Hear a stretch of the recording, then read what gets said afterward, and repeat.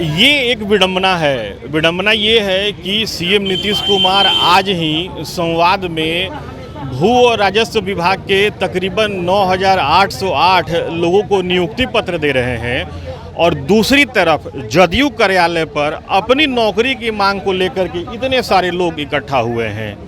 दरअसल मैं अभी जदयू के ऑफिस के सामने खड़ा हूँ। यहाँ लोगों की भीड़ है और इनकी एक ही मांग है कि जो बातें उनकी लटका के रखी गई है वर्षों से, वो पूरी क्यों नहीं की जा रही है। पूरा मामला क्या है, मैं ये जानने की कोशिश करता हूँ। क्या है पूरा मामला, पहले ये बताएं। देखिए, ये मृत शिक्षक एवं शिक्षकेतर कर्मी से जुड़ा हुआ मामला है।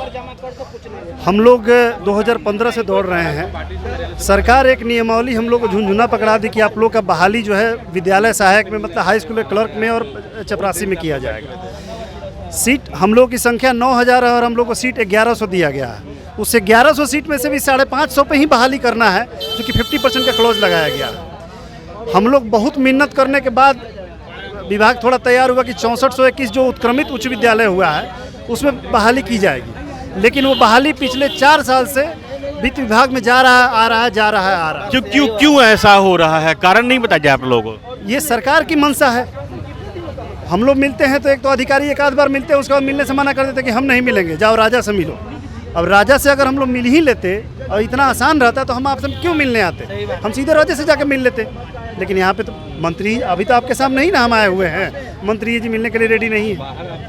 तो मंत्री जी मिलने के लिए रेडी नहीं है, कार्यालय से आप लोगों को कोई स्पष्ट बातें नहीं बताई जा रही हैं, तो समस्या का समाधान कैसे होगा, पहले ये बताएं। आप लोगों ने क्या सोचा है?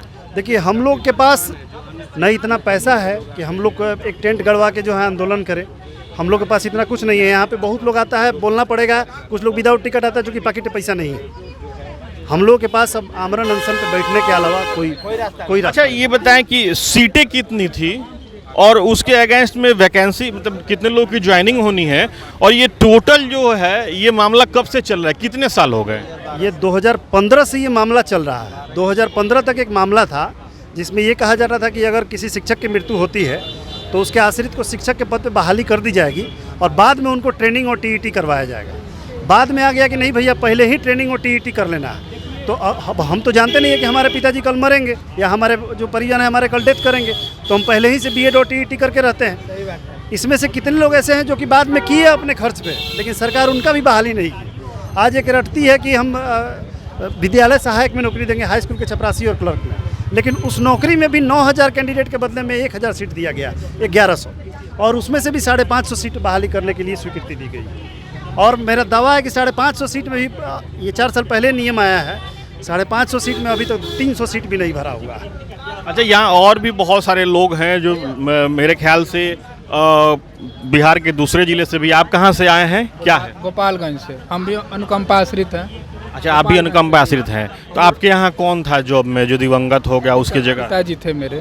कहाँ पोस्टेड थे वो? गोपालगंज कुचायकोट ब्लॉक में 8/5/2021 तक वो काम किए, 7 तक, और 8/5/2021 को उनका मृत्यु हो गई। उसके बाद जो नियम था कि हाँ सहायक में बहाली होगा, हम जो भी डॉक्यूमेंट था वो सब जिला में हम लोग अपना जमा कर दिए। वो अभी तक 3 साल हो गया, कोई मतलब उसका सुनवाई नहीं है। मामला पेंडिंग। आप कहाँ से? हम औरंगाबाद जिला से हैं। अच्छा, आपके साथ क्या हुआ था? पिताजी एक्सपायर कर गए। मैं औरंगाबाद जिला में दाऊद नगर में पोस्टेड थे और तकरीबन उनको 2-2.5 साल हो गए एक्सपायर किए हुए, और मामला अभी तक पूरा फंसा हुआ है, कोई सुनवाई नहीं हो रहा है सर। हम लोग बार बार ऑफिस में आ रहे हैं, सचिवालय में आ रहे हैं, हो जाएगा, वहाँ से सीट रिक्तियाँ नहीं आया, इधर से नहीं भेजा गया, खाली हम लोग को झूठा सांत्वना दिया जा रहा है। इस पर कोई सुनवाई नहीं हो रहा है सर। अच्छा, आज आप लोग जब यहाँ आए थे जदयू ऑफिस में, तो आप लोगों को क्या कहा गया यहाँ पे आने के बाद?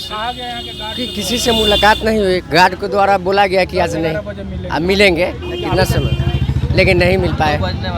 2 बजने वाला। आप कहाँ से आए? अब मुजफ्फरपुर जिला से मेरे पिताजी थे। अच्छा, अब एक सवाल ये बनता है कि आप लोग चूंकि इतने दिनों से आ रहे हैं, जा रहे हैं, अपनी बातों को रख रहे हैं, आगे की आप लोग की प्लानिंग क्या होगी? प्लानिंग है, हम लोग अब यहीं आमरण अनशन करेंगे, भूख हड़ताल पर बैठेंगे। क्या करेंगे, ऐसे में भूखमरी के कगार पे हैं। ऐसे भी तो मरिए रहे, ऐसे भी मरिए रहे। वैसे भी सर बताया गया था कि भगवान ना करे कल के डेट में अगर किसी के साथ भी अगर ऐसा कोई घटना घटता है जॉब पीरियड में, तो उसके बच्चा बच्ची, उसके जो पत्नी है, उनको उत्तराधिकारी को नौकरी दिया जाएगा। लेकिन ये सारा झूठा है। शिक्षा विभाग के लिए ये सब झूठा है। ये इसमें कुछ नहीं होता है। बाकी सारे विभाग में ऐसा होता है, शिक्षा विभाग में हम लोग दौड़ दौड़ कर थक गए, कुछ सुनवाई नहीं है सर। कानून केवल शिक्षा विभाग के लिए होता है, रोज यहाँ कानून बदलता है शिक्षा विभाग का।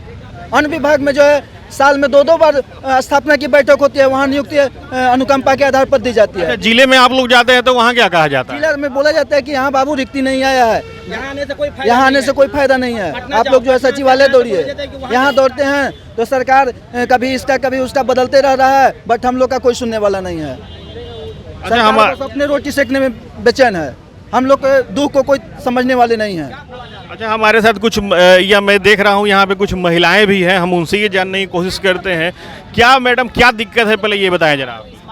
सर अनुकंपा के जॉब के लिए दिक्कत है, और क्या दिक्कत है? तो आपके साथ क्या घटना घटी थी? आप कितने दिनों से दौड़ रही हैं और आपकी बातों को नहीं सुना जा रहा? करीब हम 3-4 साल से दौड़ रहे हैं। हमारे पति कोरोना काल में 2021 में अप्रैल में डेट कर गए हैं, और हमारे छोटे छोटे बच्चे हैं, आर्थिक स्थिति बहुत खराब है, दयनीय है, लेकिन हम लोग के अभी तक जॉब नहीं मिला। आपके साथ क्या दिक्कत थी मैडम, जरा ये बताएं। हम लोग भी अनुपाश्रित हैं, 8 साल से परेशान हैं, कोई सुनवाई नहीं है। कोई सुनवाई नहीं है। बस आते हैं सचिवालय में जाते हैं, वहाँ से भगा दिया जाता है।